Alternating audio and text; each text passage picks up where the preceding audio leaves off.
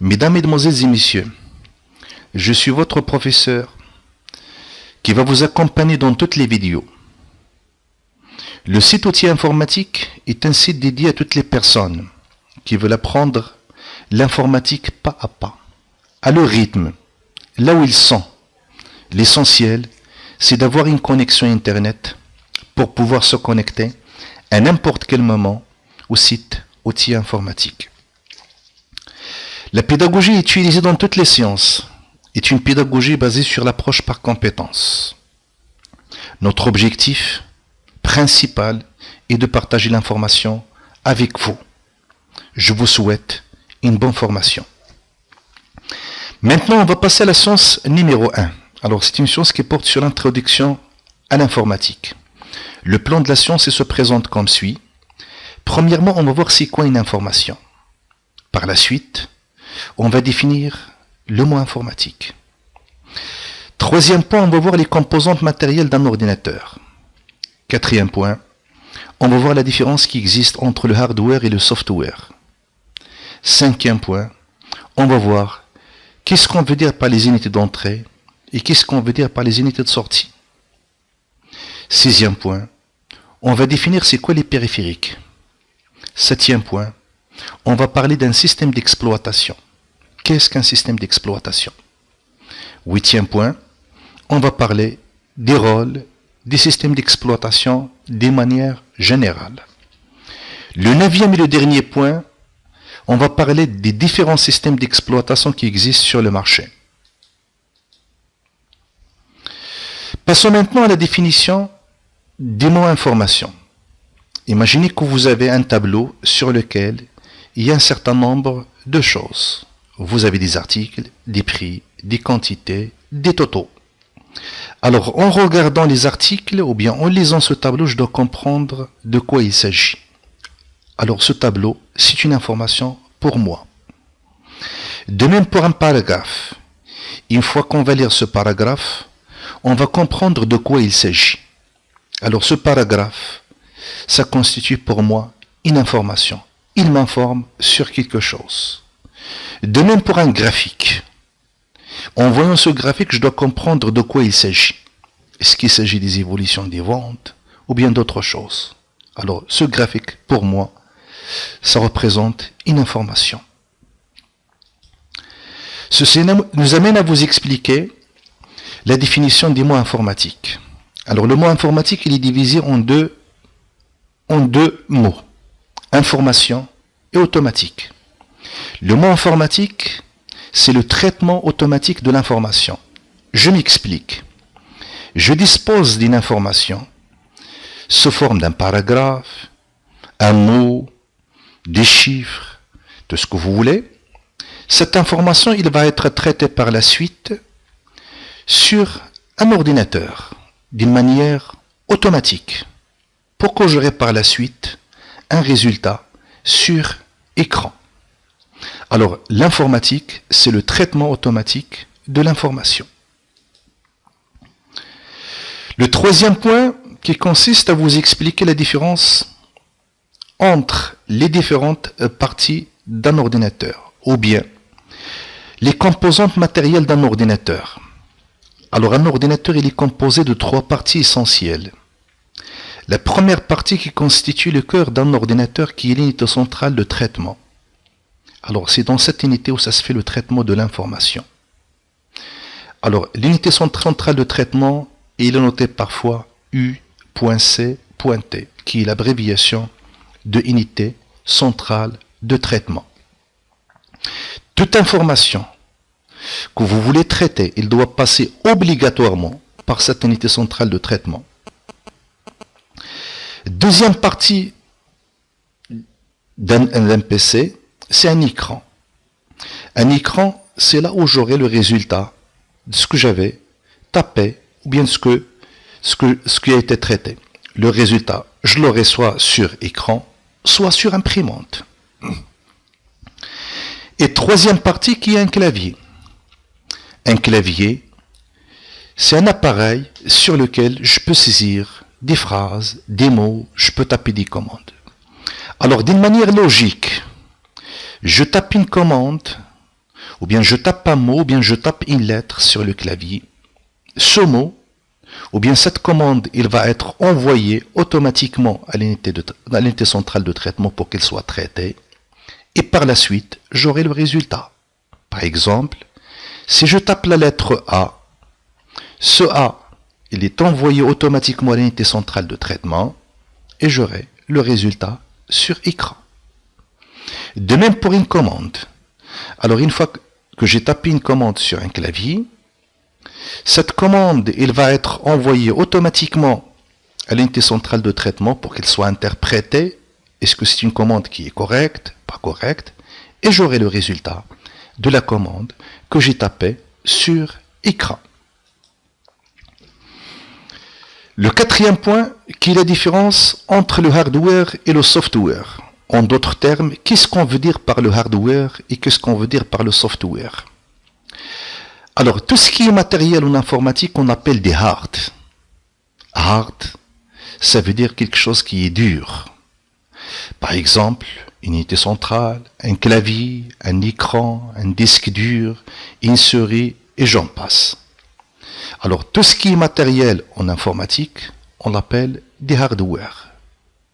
D'une manière logique, je ne peux pas travailler uniquement avec des matériels. Si j'ai un PC, je ne peux pas utiliser donc un PC seul. D'où la nécessité, ou bien d'où l'obligation, d'une deuxième catégorie, qui est les programmes. Alors, j'appelle programme un logiciel, ou bien un logiciel, c'est un programme. Alors, tous les logiciels, ils sont classés dans la catégorie software. Alors, software, ou bien soft, ça veut dire mou, contrairement à hard, dur. Exemple de logiciel, ou bien exemple de programme qui rentre dans la catégorie software. Par exemple, Word, Excel, PowerPoint et d'autres logiciels. Ceci nous amène à vous expliquer qu'est-ce qu'on veut dire par les unités d'entrée et versus unités de sortie. Alors, j'ai placé les unités d'entrée à gauche. Des exemples d'unités d'entrée, un clavier, une souris, des manettes de jeu, bien ce qu'on appelle des joysticks. Pourquoi on les appelle des unités d'entrée?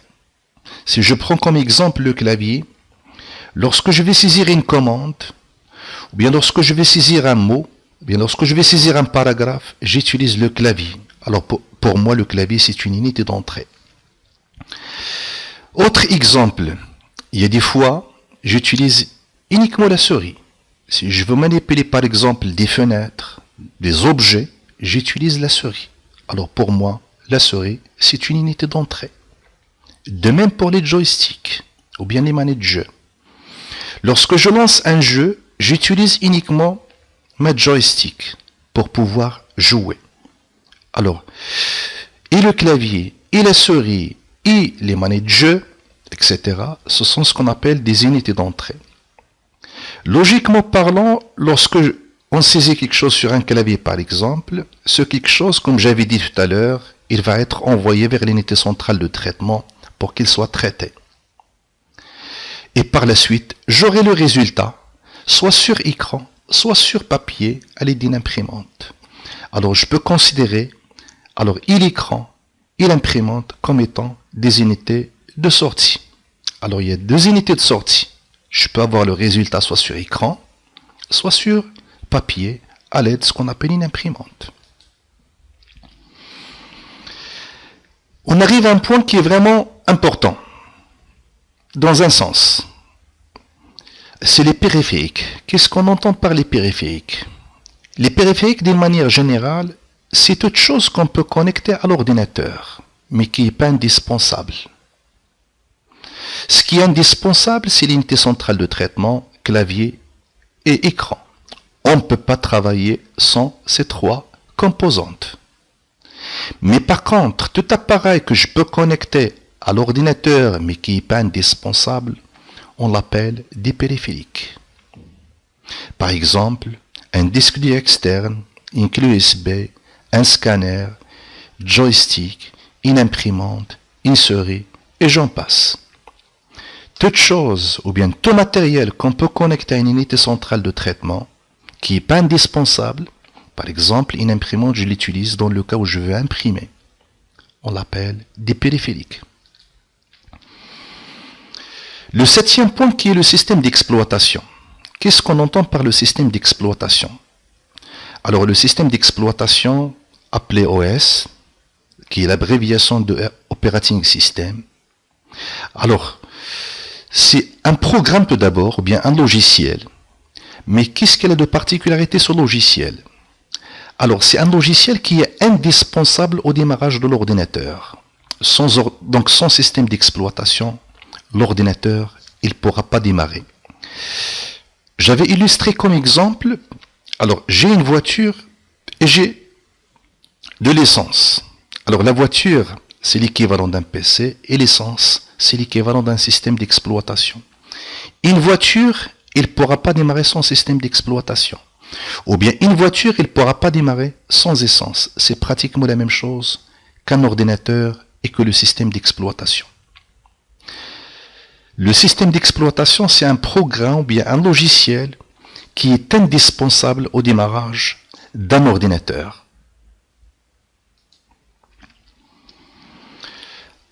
Le huitième point, le rôle que peut jouer un système d'exploitation. J'avais cité donc dans le slide précédent comme quoi c'est un logiciel qui est indispensable au démarrage de l'ordinateur, effectivement.